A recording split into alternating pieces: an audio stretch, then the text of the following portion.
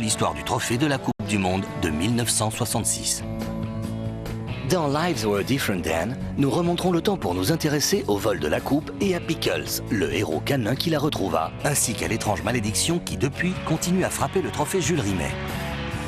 3 mois avant que Bobby Moore ne remporte la Coupe du Monde en Angleterre, le trophée Jules Rimet est volé, alors qu'il est exposé au Westminster Central Hall. Le vol a été découvert par des agents de sécurité en service dans le bâtiment. À 11 h, lors de leur ronde habituelle, la coupe était là.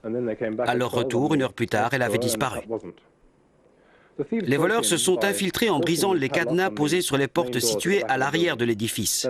Après s'être faufilés jusqu'à la boîte d'exposition, ils se sont débarrassés de la toile protectrice. Ils ont ensuite fait sauter le cadenas pour subtiliser la coupe. Ces hommes sont-ils spécifiquement responsables de la sécurité de la coupe? Bien entendu, ils sont tous responsables de la sécurité de cette coupe. En théorie, ils devaient la surveiller 24 heures sur 24. S'ils l'avaient réellement fait, le coupable aurait été l'un d'entre eux. On peut donc en conclure qu'ils n'ont pas surveillé cette coupe 24 heures sur 24. L'erreur est humaine et le vol de la coupe en est peut-être un exemple. Les précautions que vous avez prises étaient-elles adéquates? J'en suis très satisfait. Nous avons fait tout ce que nous avons pu sans poster un garde armé dans la pièce. Tout le monde se met alors à imaginer ce qui aurait pu être fait pour éviter le vol. 24 heures plus tard, Joe Mears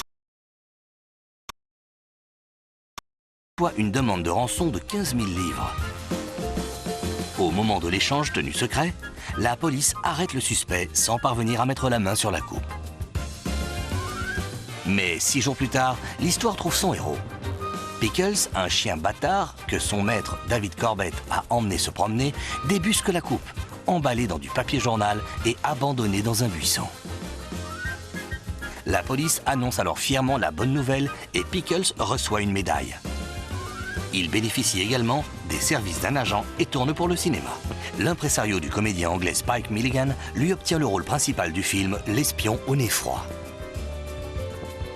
Pendant ce temps, Edward Betchley, voleur sans envergure, est accusé du vol de la coupe et est condamné à 2 ans de prison.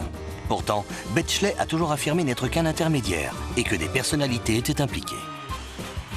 Le trophée Jules Rimet représentant Nike, la déesse grecque de la victoire, doit son nom au fondateur de la Coupe du Monde. Pourtant, beaucoup pensent que l'objet est frappé d'une malédiction. Joe Mears, le président de la Fédération anglaise de football, qui reçut la demande de rançon, mourut quelques mois plus tard d'une angine de poitrine causée par le stress lié au vol de la coupe. Quant à Betchley, il mourut d'emphysème en 1969. En 1970, le Brésil remporte le trophée Jules Rimet pour la 3e fois et le garde définitivement jusqu'à l'apparition de l'actuel trophée de la Coupe du Monde de la FIFA en 1974. Puis, en 1983, le trophée original fut à nouveau dérobé au Brésil. Jamais retrouvé, il semble qu'il ait été fondu et que son or ait été revendu sous forme de lingots. Quant à Pickles, il vécut lui aussi sa propre après-midi de chien. 1 an après son heure de gloire, et peu avant l'achèvement de son film L'espion au nez froid, Pickles, courant après un chat, se perdit dans la rue.